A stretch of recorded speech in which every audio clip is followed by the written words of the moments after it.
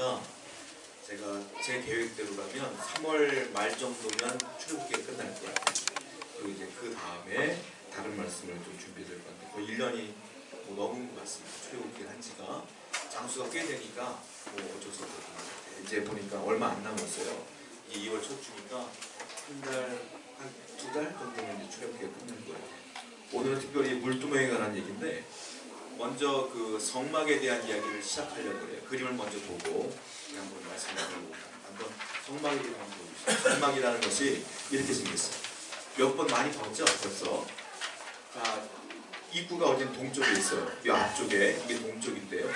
동쪽에 입구가 있고 들어가면 저게 맨 앞에 보이게 번제단이에요. 거기서 이제 짐승을 잡아서 하나님께 태워드리는 겁니다. 번제단이 있고 그 뒤에 동그란 거 있잖아요. 그게 오늘 우리가 말씀 나눌 물두멍이라고 하는 것이에요. 거기에 물이 담겨져 있어서 손발을 씻는 것입니다.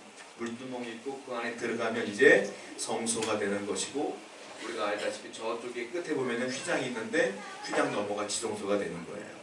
자, 물두멍 한번 들고 오시겠습니까? 그냥 큰 세숫대야라고 생각하시면 돼요. 큰 세숫대, 물이 담겨져 있는 손발을 씻는. 여기는 이렇게 손을 이렇게 바로 담궈서 씻잖아요. 뭐 이렇게 하면 안 되고 물을 떠서 씻어야 돼요. 떠서 따로 씻는 겁니다. 이게 물두멍이에요. 자, 이제 이 그림을 딱 머리에 넣으시고 말씀을 들으시면 돼요.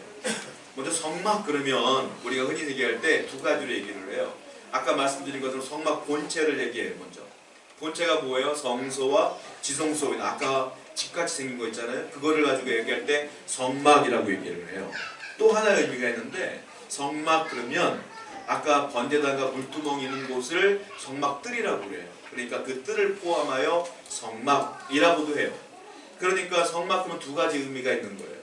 성소와 지성소를 얘기할 때도 그리고 성막들에 있는 모든 기구들을 얘기할 때도 성막이라고 얘기하는 거다라는 거예요.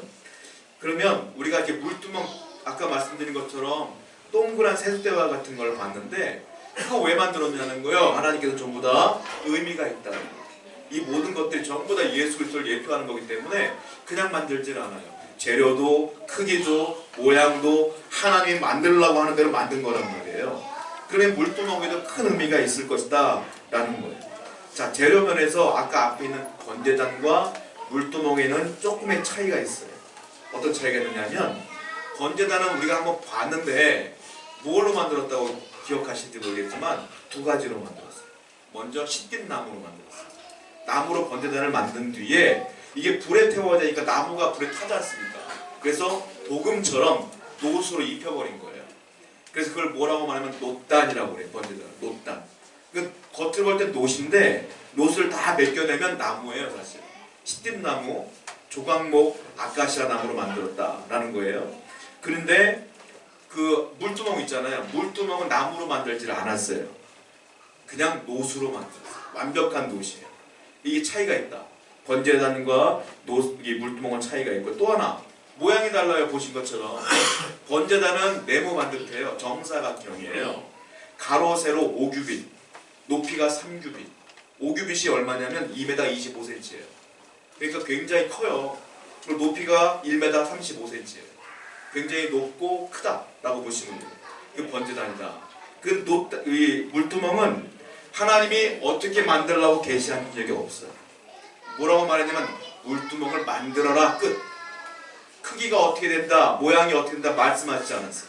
그래서 사람들이 흔히 얘기할 때 세숫대에 물을 담을 때 동그랗게 만들잖아요. 그래서 그냥 동그랗게 만든 것이지 이건 하나님이 어떻게 만들라고 계시하신 적이 없어요. 그냥 그렇게 만든 것이다. 그리고 또 하나 번제단은요 그 옮길 때 차이가 있어요. 옮길 때 어떻게 옮기냐면 자, 번제단 네모 받을 텐데 고리가 4개가 있거든요. 옮길 때는 채를 2개를 껴요. 그래서 고아 자손들이 어깨에 메고 옮긴단 말이에요. 성소를 옮길 때. 근데 어떻게 옮기느냐? 중요한 하나님의 계시를 냈어요. 자, 번제단에 항상 뭐가 있느냐면 타다 남은 재가 있어요. 항상 짐승을 태우다 보니까 그러니까 재를 먼저 버려야 돼요. 버린 뒤에 어떻게 하냐면 자색의 보자기로 싸요. 그 번제단을. 그리고 번제할 때 쓰던 보조기구들이 있어요. 불에 태울 때 뭘로 하느냐? 부삽으로 쫙 건들거든요. 짐승을. 삽이 있고 불똥그릇이 있어요. 왜 성소로 또 불을 옮겨야 되기 때문에 불똥그릇이 있고 갈고리가 있어요. 고기를 갖고 이렇게 뒤집어야 되고 이래 되니까 이 보조기구들이 있는데 그 보조기구를 자색 보자기 위에 놔요. 이렇게. 그 뒤에 마지막으로 해달 가죽으로 덮어라 이렇게 말씀하셨어요. 덮은 뒤에 아까 말씀드린 것처럼 고리에 채를 끼워서 어깨에 메고 움직이는 거예요. 그걸 제가 말하는 게 아니라 성경에 그대로 써 있어요. 성경 한번 보시고 얘기해 볼게요. 민수기 4장 13절과 15절 말씀 한번 읽어보겠습니다. 읽어볼게요. 시작. 제단에 재를 버리고 그 제단 위에 자색 보자기를 펴고 봉사하는 데 쓰는 모든 기구 곧 불 옮기는 그릇들과 고기 갈고리들과 부삽들과 대야들과 제단의 모든 기구를 두고 해달의 가죽 덮개를 그 위에 덮고 그 채를 뺄 것이며 진영을 떠날 때에 아론과 그의 아들들이 성소와 성소의 모든 기구 덮는 일을 마치거든 고핫 자손들이 와서 맬 것이니라. 그러나 성물은 만지지 말라. 그들이 죽으리라. 회막 물건 중에서 이것들은 고핫 자손이 맬 것이며. 제가 말씀드린 것처럼 그대로 민수기에 써 있어요. 그래서 이 사람들은 이 번제단을 옮길 때 이렇게 옮겼단 말이에요. 항상. 그런데 물두멍은 어떻게 옮기란 말씀이 없어요. 대부분 채가 없거나 이런 말씀이 없으면 어떻게 옮겼냐면 마차에다 올려놓고 옮겼어요. 그러니까 물두멍은 분명히 마차에다 올려놓고 옮겼을 것이다. 충분히 예측해 볼 수가 있는 거예요. 자, 번제단과 물두멍의 내용물도 달라요.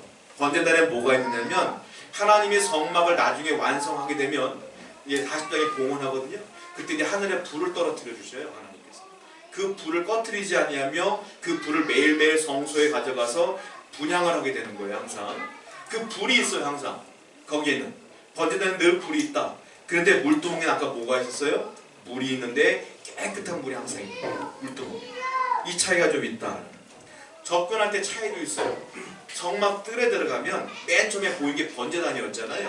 번제단은 누가 할 수 있냐면 제사장만 하는 게 아니에요. 왜냐하면 그 다음 제사를 어떻게 됐냐면 사람들이 나의 죄를 용서받기 위하여 양을 끌고 가서 내가 이 양에게 안수를 해요. 그러면 내 죄가 양에게 전가되는 거예요. 그때 어떻게 하면 그 양을 가져간 내가 잡는 거예요. 양. 잡아서 제사장에게 주면 제사장이 거기서 번제단에서 태워주는 거예요. 그리고 피는 제사장이 가서 뿌려주는 거예요.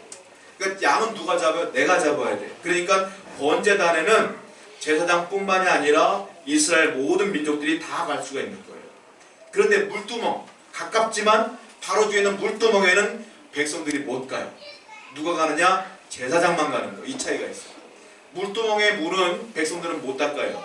제사장만 닦게 돼 있다라는 거예요. 그 차이가 있어요. 자, 환경에 보면 또 하나님께서 특별히 물두멍에 관한 것들은 침묵을 많이 하셨어요. 말씀을 잘 안 해요. 그래서 어떤 일이 벌어지냐면 지금 보셨던 것처럼 모세 성막에는 물두멍이 하나 있어요. 하나. 근데 그 이후에 성막이 없어지고 예루살렘이라는 성전을 건축해요. 누가요? 솔로몬이. 그 솔로몬 성전이라고 그래요. 그 성전에는 뜰도 2개가 있고요. 그리고 물두멍이 몇 개를 갖다 놓으면 10개를 갖다 놔요. 물두멍. 근데 그 안에 물두멍 10개 가운데 제일 큰 물두멍을 또 하나 갖다 놨는데 그 성경에서 뭐라고 말하냐면 큰 바다다 이렇게 표현해요. 몰튼시라는 단어를 쓰는데 메르트의 그 과거 분사잖아요. 몰튼이 녹여에 있는 큰 대야예요. 그러니까 놋을 녹여서 크게 만들었다는 뜻이에요. 근데 그걸 큰 바다라고 표현하는데 제가 이 말씀을 안 드렸으면 여러분들 이 바다가 왜 성전에 있지 오해할 수도 있어요. 성경을 한번 볼게요. 열왕기상 7장 23절부터 26절 말씀 읽어볼게요. 시작. 또 바다를 부어 만들었으니 5규빗이요 주위는 30규빗 줄을 둘 만하며 그 가장자리 아래에는 돌아가며 박이 있는데 매 규빗에 10개씩 있어 바다 주위에 들렸으니 그 박은 바다를 부어 만들 때 2줄로 부어 만들었으며 그 바다를 소 12마리가 받쳤으니 셋은 북쪽을 향하였고 셋은 서쪽을 향하였고 셋은 남쪽을 향하였고 셋은 동쪽을 향하였으며 바다를 그 위에 놓았고 소의 뒤는 다 안으로 두었으며 바다의 두께는 한 손 너비만 하고 그곳에 가는 백합화의 양식자와 같이 만들었으니 그 바다에는 2,000 계속 바다라는 얘기가 나오잖아요. 이 바다가 진짜 바다가 아니라 제가 말씀드린 것처럼 10개의 물두멍 안에는 가장 큰 물두멍을 가지고 바다라고 하는 거예요. 근데 이 바다에는 물이 얼마나 들어가느냐? 66톤이 들어가 있다. 엄청나게 큰 그릇이라는 거예요. 그리고 10개의 물두멍을 만들어서 솔로몬이 10개의 물두멍을 만드는데 하나당 물이 얼마나 들어가냐면 900리터가 들어가요. 900리터면 거의 1톤이에요. 1톤. 그러니까 이것도 작은 게 아니에요. 그걸 10개를 만들어놨어요. 그러니까 이게 어마어마하게 크니까 큰 바다라고 표현한 거예요. 이게 이 배경을 모르면 갑자기 바다가 튀어나오니까 이게 해석이 안 되는 거예요. 그러니까 이 물두멍을 얘기하는 거다라고 보시면 됩니다. 자, 그러면 하나님께서 이 물두멍을 굳이 만들어 가신 이유가 있을 거 아니에요. 그 영적인 의미가 무엇인지를 오늘 살펴보고자 합니다. 첫 번째, 물두멍을 만드신 재료와 구조가 어떤가를 살펴볼 필요가 있어요. 자, 물두멍은요, 제가 말씀드린 것처럼 노수로 만들었어요. 근데 이게 둥글다 보니까 넘어져요. 넘어진 물이 다 쏟아진단 말이에요. 그걸 또 뭘 만드냐면 받침대를 만들려고 하나님 말씀하셨어요. 받침대를 어떻게 만드냐면 네모나게 만들어서 그 위에 딱 올려놓는 거예요. 그 받침대는 뭘로 만들었느냐? 받침대도 노수로 만들었다. 자, 성경을 한번 보겠습니다. 출애굽기 38장 8절을 보고 얘가 말씀드릴게요. 읽어봅니다. 시작. 그가 노수로 물두멍을 만들고 그 받침도 노수로 하였으니 곧 회막문에서 수동들은 여인들의 거울로 만들었다.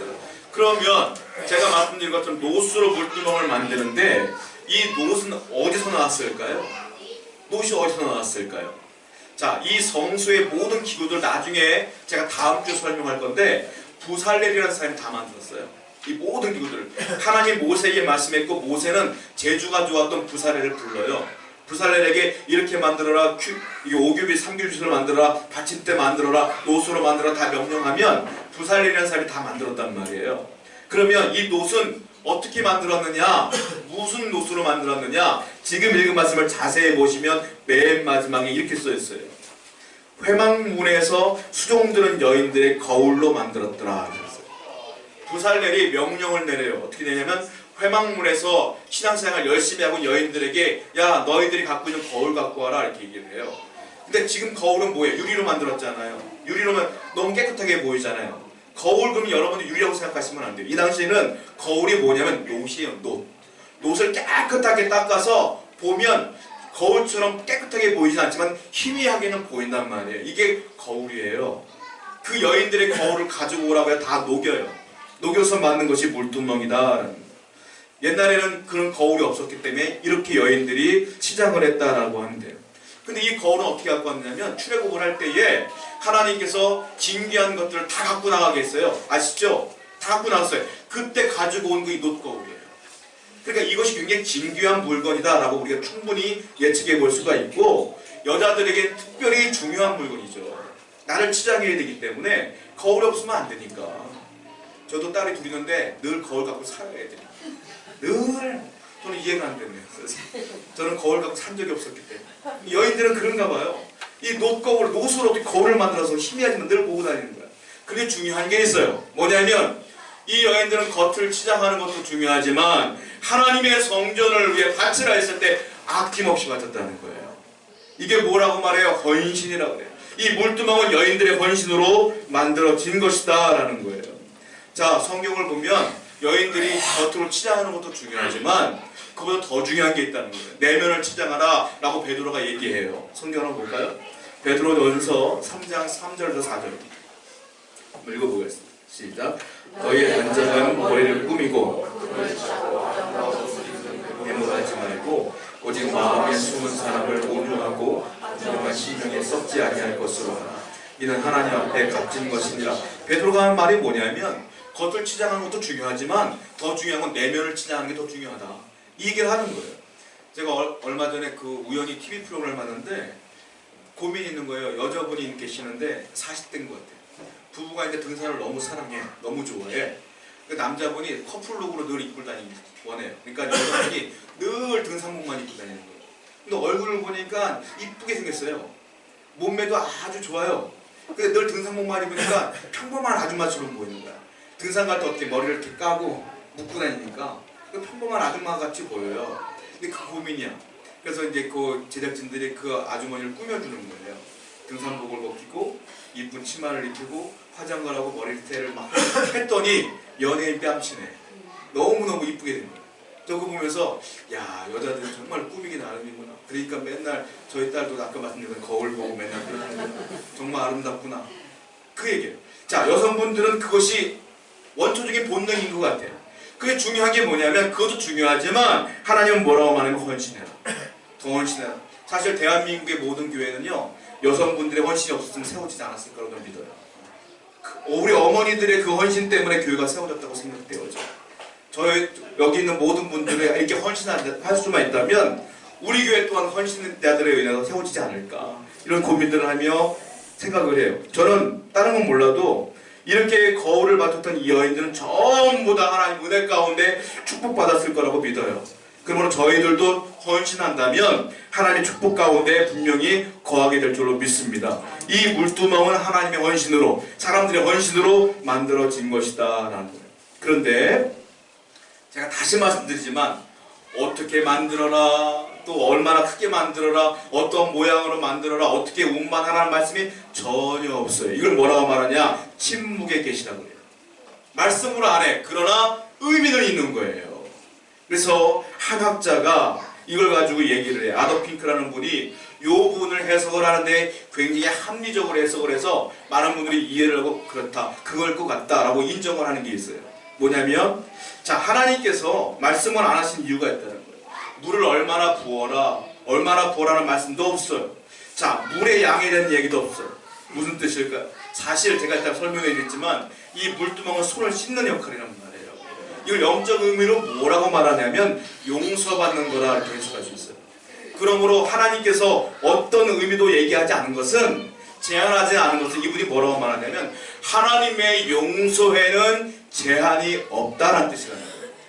우리가 얼마나 큰 죄를 지었던 하나님께 회개하면 하나님은 우리 용서해 주신다 이 말이에요. 용서에 제한이 없다.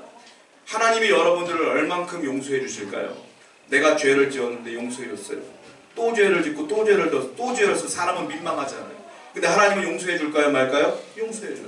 왜? 성경에 써 있으니까. 성경을 볼까요? 마태복음 18장 21절과 22절 읽어보겠습니다. 시작. 그때 베드로가 나와 이르되 7번까지 나오니까 예수께서 이르시되 내게 이르노니 7번뿐 아니라 7번은 7번까지라도 할지니. 베드로는 큰 마음을 먹고 얘기하는 거예요. 내가 똑같은 죄를 어떤 녀석이 지면 7번까지 용서해 줄까요? 아주 자기 나름대로 최대한의 것들 얘기하는 거예요.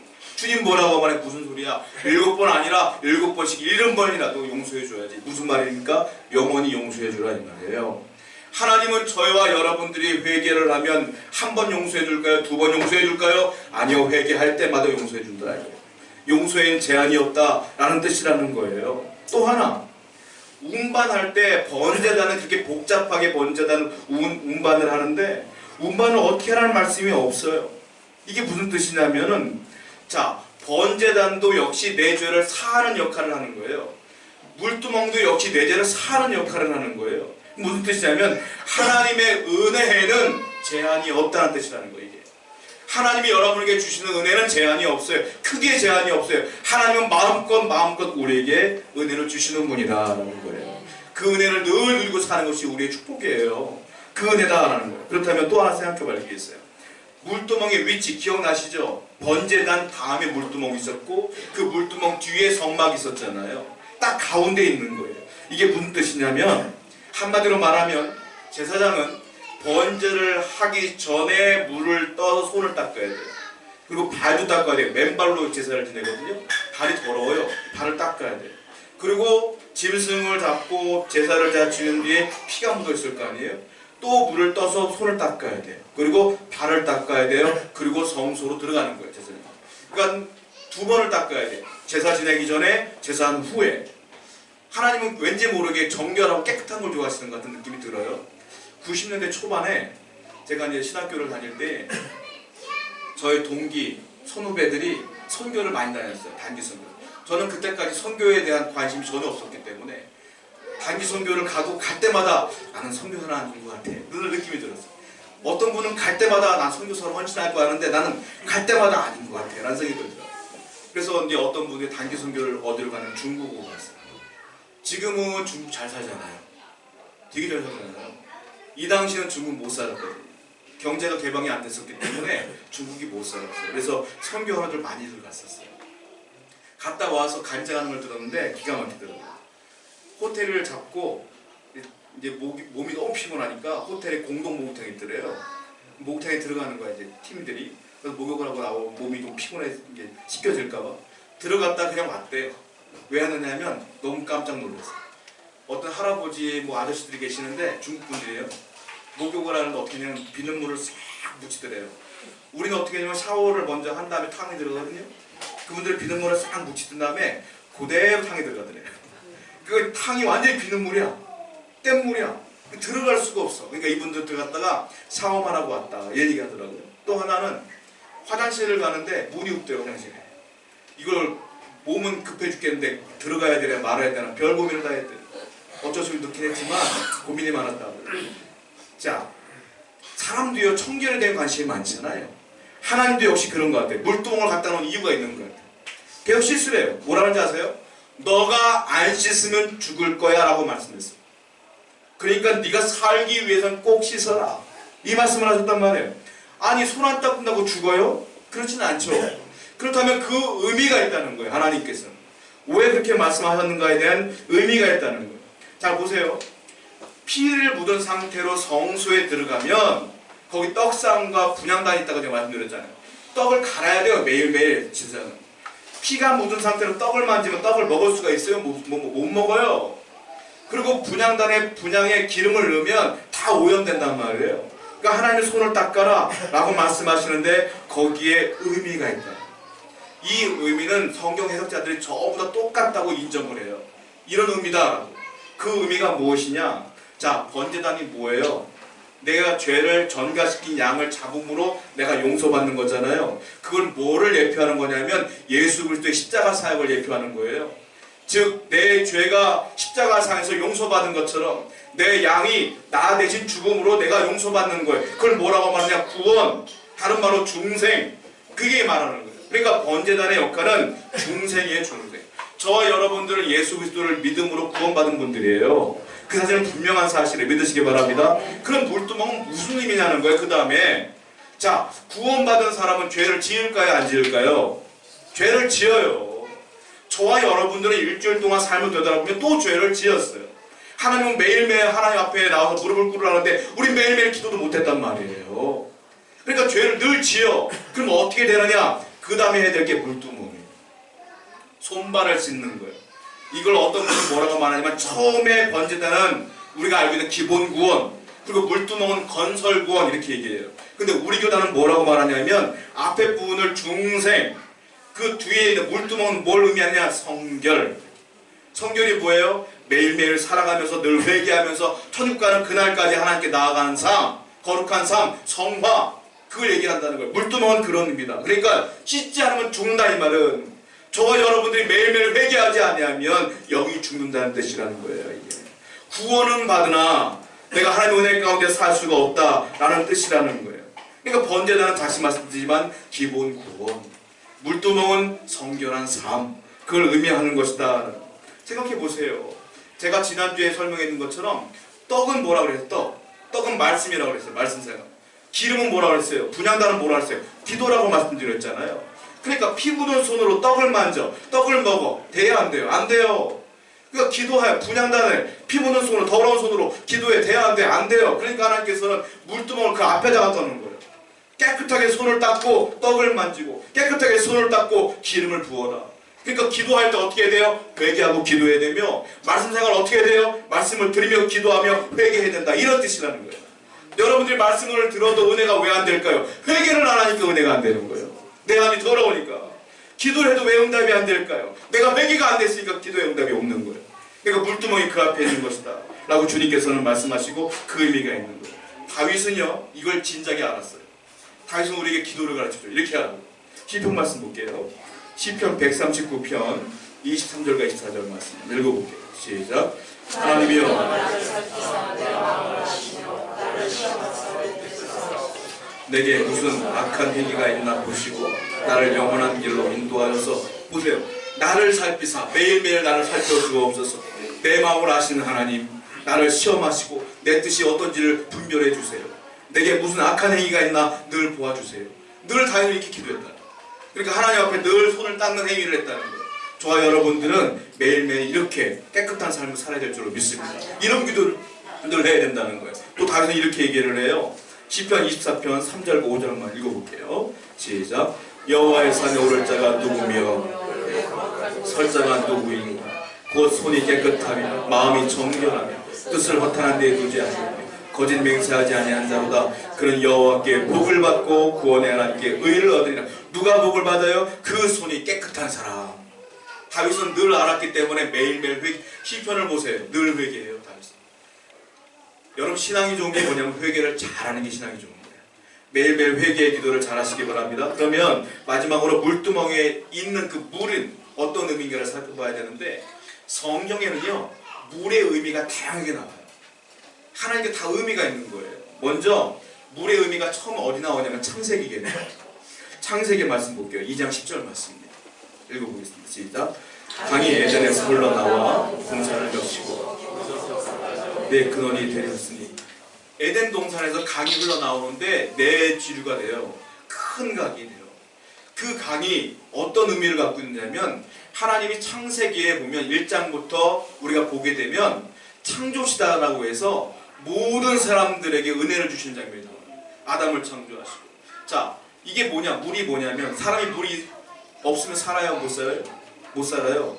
근데 이 물은 누구나가 먹을 수 있는 물이에요. 악인도 먹을 수 있어. 선인도 먹을 수 있어. 예수 믿는 사람도 먹을 수 있고 안 믿는 사람도 먹을 수 있어요. 이걸 뭐라고 말하냐? 일반 은총이라고 그래요. 누구나게 똑같이 주시는 일반 은총이라고 해요. 여기서 나오는 물은 일반 은총이에요. 하나님은 저와 여러분들만을 위해서 공기를 만들지 않았어요. 예수님을 안 믿어도 공기를 먹으며 살 수가 있어요. 왜? 하나님이 창조한 사람들이니까. 다. 하나님이 그만큼 사랑하는 거예요. 저는 가끔가다 기독교 욕하는 사람들은 막 글을 보면 기가 막혀. 나는 교회를 20년을 다녔는데 교회는 이렇습니다 하고 쫙 얘기해. 기가 막혀 나는. 왜냐하면 하나님이 공기를 안 만들었으면 그냥 죽는 사람들인 거예요. 하나님이 물을 안 만들었으면 다 죽는 거예요. 이것만 해도 그 은혜가 있는데 어떻게 이걸 모를까? 저는 이해가 안 돼요 사실. 여러분, 사람이 태어날 때부터 공기가 있다? 하나님이 일반 은총이야. 다 주신 거예요. 물을 주신 거예요. 산소를 주신 거예요. 때를 따라 비를 주시는 거예요. 이걸 일반 은총이라고 그래요. 저와 여러분들 이 은총 가운데 이미 거하고 있어요. 너무 감사한 거예요. 자, 첫 번째 창세기에 나오는 것은 이 보통 은혜를 얘기합니다. 두 번째 물이 나와요. 이번엔 노아 시대의 물이 나와요. 자, 창세기 7장 22절 말씀 볼게요. 시작. 육지에 있어 그 코에 생명의 기운이 숨어있는 것은 다 죽었더라. 물로 심판했죠. 물로. 이거 다 죽었고 노아로부터 다시 시작됐지 않습니까? 이건 심판의 물이에요. 무슨 소리일까요? 하나님이 주신 그 은혜의 물이 하나님이 심판의 물로 바꿀 수 있다는 거예요. 무슨 소리일까요? 인간의 생사복은 하나님께 있다라는 걸 가르쳐주는 거예요. 여러분, 아무리 인간이 능력이 있어도요 생명을 연장시킬 수 없어요. 아무리 우리가 잘 알고 있는 유명한 스티븐 잡스 일찍 죽었어요. 생사복 하나님께 있어요. 그러면 하나님을 잘 믿으시기 바라요. 이 물이 그런 의미가 있어요. 또 하나 물의 의미가 있어요. 출애굽기에 보면 나와 있는데, 출애굽기 17장 6절입니다. 한번 읽어보겠습니다. 시작. 내가 호렙산에 있는 그곳에서 물이 나오니 백성이 마시리라. 모세가 이스라엘 장로들의 목전에서 그대를 하니라. 여기 보시면 목말랐을 때 하나님이 명령하여 모세가 반석을 쳤더니 돌에서 물이 튀어나왔어요. 그 물을 백성들이 먹었다. 지금 생기를 회복시키는 역할을 하는 게 물이다. 즉 하나님이 살리는 분이다 이거예요. 죽이는 분도 하나님, 살리는 분도 하나님, 똑같은 의미로 계속 나오고 있어요. 또 하나 사사기 말씀 볼게요. 사사기 15장 우리 16절부터 19절까지 한번 읽어볼까요? 읽어보겠습니다. 시작. 턱뼈로 한 더미 두 더미를 쌓았으니 나귀의 턱뼈로 내가 1000명을 죽였다 하며, 그가 말을 마치고 턱뼈를 자기 손에 내던지고 그것을 라마트레이라 이름하였더라.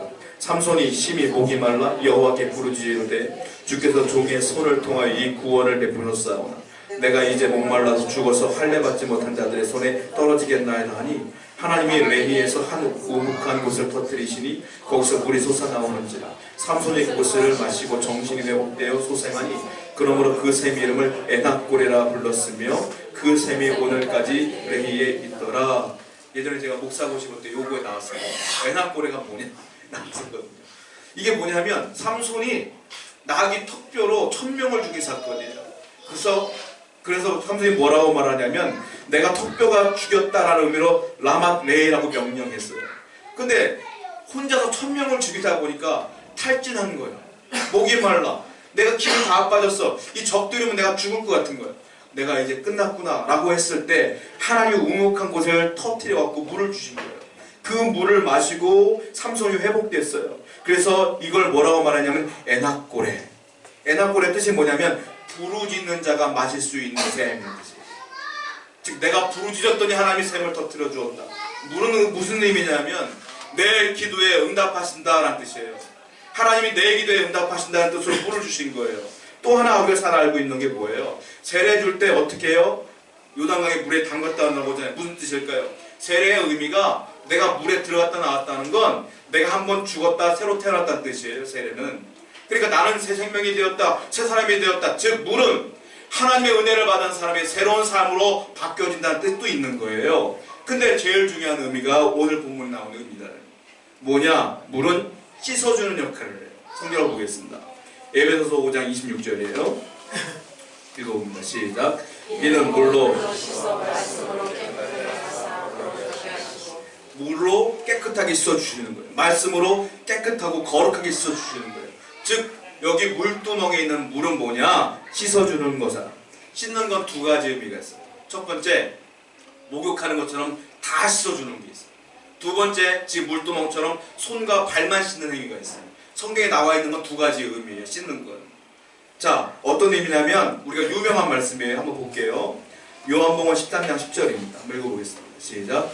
예수께서 이르시되 이미 목욕한 자는 발밖에 씻을 필요가 없느니라. 온몸이 깨끗하냐 너희가 깨끗하나 다는 아니라. 유명한 말씀이죠. 예수님이 왜 이렇게 얘기했을까요? 물두멍을 갖고 얘기하시는 거예요. 지금 무엇이냐? 아까 말씀드린 것처럼 번제단은 내 몸을 다 씻는 행위인 거예요. 즉 구원받은 행위인 거예요. 그럼 물두멍을 손발만 씻는 건 뭐냐면 내가 구원받았으나 짓는 죄들은 씻는 거예요. 즉 베드로가 뭐라고 말해요? 예수님 내 손을 씻어줄 수가 내 발을 씻을 수가 없어요. 했더니 뭐라고 해요? 주님이 그럼 너하고 나 상관이 없어. 베드로가 뭐래요? 그럼 목욕시켜주세요. 그때 하신 말씀이에요. 아니야. 이미 목욕한 사람은 손과 발만 닦으면 돼. 이 말이에요. 무슨 소리예요? 구원받은 사람은 다시 구원받을 거 없어요. 이건 단 한 번에 하고는 끝나는 거예요. 예수 믿으면 다 구원받는 거예요. 대신에 우리가 뭘 해야 돼요? 늘 손과 발을 닦아라. 이 말이에요. 주님께서. 그 얘기를 하고 계신다. 그러니까 저와 여러분들은 늘 손과 발만 닦으면 돼요. 저기 바깥에 있는 하나님을 알지 못하는 분들은 이제 한번 씻음을 받아야 되는 거예요. 그래서 이 구원 사역은 예수님의 단독 사역이에요. 십자가를 돌아가셨기 때문에. 그런데 손과 발을 닦는 건 성령님과 내가 협력하여 닦는 거예요. 왜? 말씀을 들었을 때 성령이 역사하셔서 내가 회개할 마음이 들어야 회개하기 때문에. 그러니까 저와 여러분들 늘 말씀 가운데 있어야 되고요. 늘 예배하셔야 되고 늘 기도하시지 않으면 내 죄를 내가 몰라요. 그래서 항상 예배자로서 말씀 가운데 구하는 여러분들에게 축원드립니다. 자, 성경을 한번 볼까요? 출애굽기 29장 4절입니다. 읽어보겠습니다. 시작. 너는 아론과 그 아들들을 회막문으로 들어다가 물로 씻기고. 자, 이거 저번에 제가 말씀드렸던 거예요. 제사장 무임식 할 때 아론과 제사장들을 불러다가 모세가 물로 한번 씻겨줬어요. 이걸 뭐냐? 중생 목욕하는 거예요. 그리고 그 이후로 아론과 제사장들은 모세가 씻겨주지 않아요. 어떻게 해요? 자기 스스로 매일매일 물두멍 앞에서 씻는 거예요. 그러니까 중생은 십자가 사역은 단 한 번의 사역이에요. 예수님 믿으면 끝나는 거예요. 그리고 매일매일 해줄 거 뭐냐? 물두멍 사역이에요. 매일매일 손발을 닦아야 되는 거예요. 저와 여러분들은 죄인 중에 죄인인데 하나님의 은혜로 구원받은 백성입니다. 이제 구원받은 백성답게 성결한 삶을 사시기를 다시 한번 축복합니다. 우리 찬송합니다.